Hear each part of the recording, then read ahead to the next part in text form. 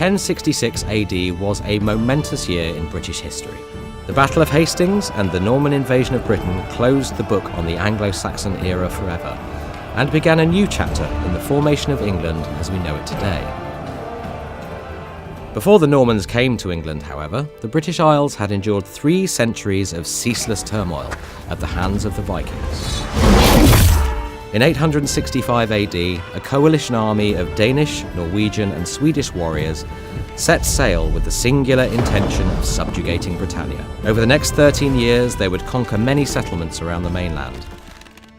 The impact of the Viking invasions of the 860s in terms of English history going forward is very significant. The most important thing it does is it clears away every Anglo-Saxon kingdom except Wessex. After many defeats, a young King Alfred faced the great Viking army in 878 AD, near the town of Edington in Wiltshire. Forming his men into a densely packed shield wall formation, Alfred observed as the Vikings crashed against the impregnable Anglo-Saxon line.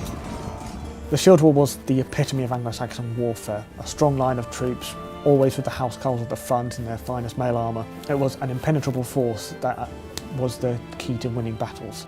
Sustaining heavy losses, the Viking leader Guthrum realised his forces were outmatched, and his army retreated to nearby fortifications. Alfred's men gave chase and laid siege.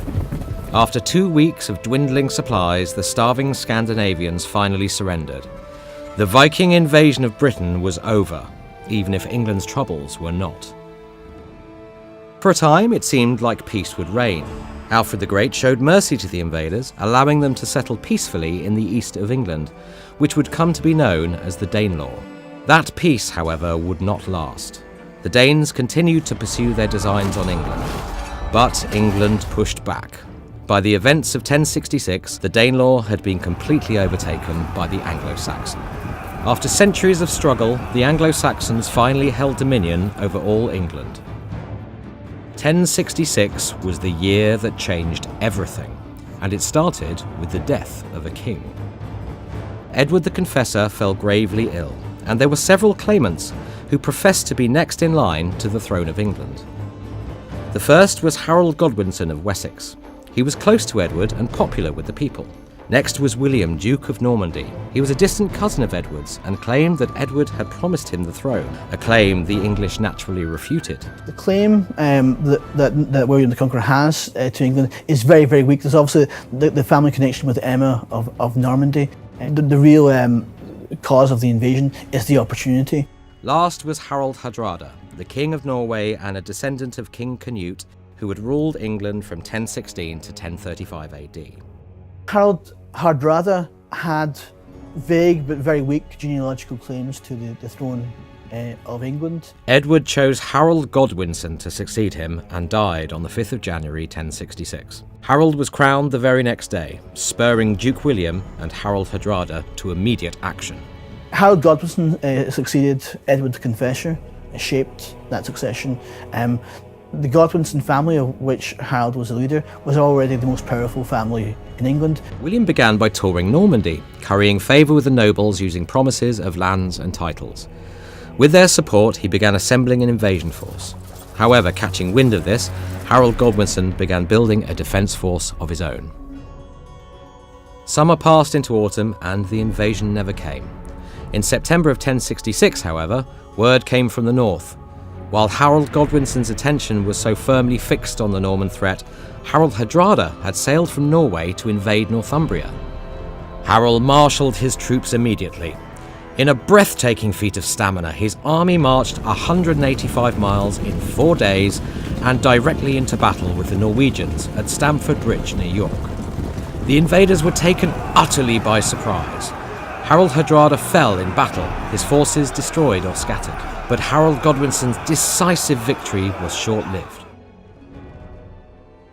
The Norman invasion force landed at Pevensey Beach and marched to Hastings to erect its fortifications.